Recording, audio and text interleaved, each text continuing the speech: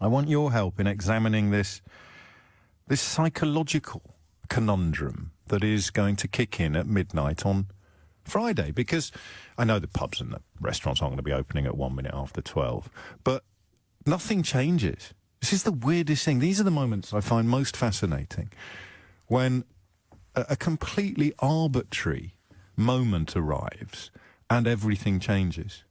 So midnight on Friday, or 11 o'clock on Saturday morning when the pubs can open, nothing is any different at all from 11 o'clock on Friday morning. But you press fast forward, you move 24 hours into the weekend, and doors that have been locked for months are suddenly thrown open. Now, the good news yesterday was that the excess death rate was returned to normal, a little lower than some previous years. So the direction of traffic nationally is still... a lot of people are very worried that we're doing too much too soon, but, you know, the death toll is, and I appreciate this is a very hard thing to phrase properly for people who are still ill or still losing loved ones, but the death toll is moving in the right direction. Forgive any inevitable crassness contained within that comment, please. And the fear is that the rates will go up again in certain areas. So something's broken there, and I'm not quite sure what it is. Is it the relationship between behaviour and consequence, or indeed in this case COVID-19? Is it now the case that as the government elected to push more and more individual responsibility onto us, we have actually gone in the wrong direction for reasons that we can examine together, like we always do, and we haven't actually fully grasped how much individual responsibility we have for the spread of the virus? The likelihood of there not being some sort of cavalcade of customers to pubs and restaurants on Saturday is very low. And I think I can really encapsulate the problem here when I say to you that, you know how we've talked about health and wealth from the very, very start, and you cannot prioritise one to the exclusion of the other. The challenge for a proper government would have been to try to minimise the damage to health and to wealth. Our government, of course, is pretty close to have sustained more damage to health and wealth than any other administration on the planet. But hey-ho, he did a press-up apparently the other day, so it's not all bad. The point is that the tension between health and wealth kicks in a new way on Saturday when we are required for economic reasons to go out and spend money. You know, the 2.2% dip in GDP in the first 3 months of this year only contained a couple of weeks of lockdown. Good news-ish from the Bank of England as well, which we'll look at today. But we are required economically to go out and spend money. Oh, God, I've got an ugly question just coming up my windpipe. We are required for economic health to go out and spend money. We are required for public health to stay at home.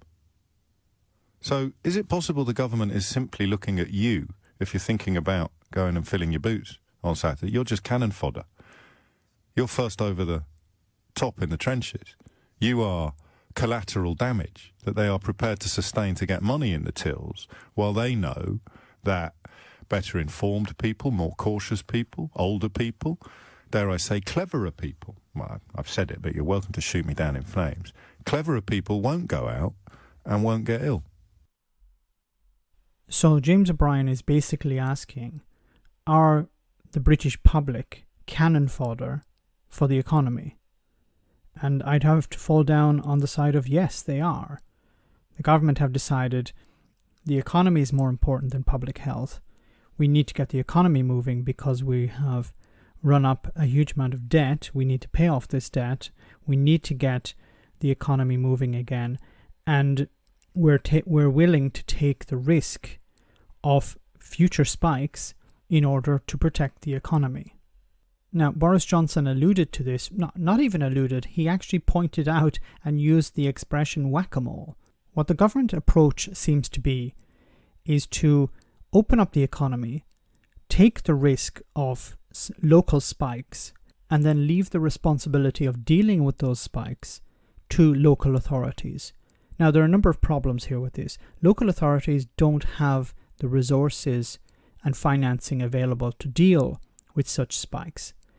Now, of course, why are they doing this? Well, instead of locking down the entire country or remaining under lockdown for an extended period of time in order to sufficiently suppress the pandemic, the government have decided to instead open up the economy earlier, allow certain numbers of people to be exposed, and then rely on Boris Johnson's whack-a-mole approach, where there are local spikes, allow the local authority to deal with it so the government can wash their hands basically of the whole entire problem.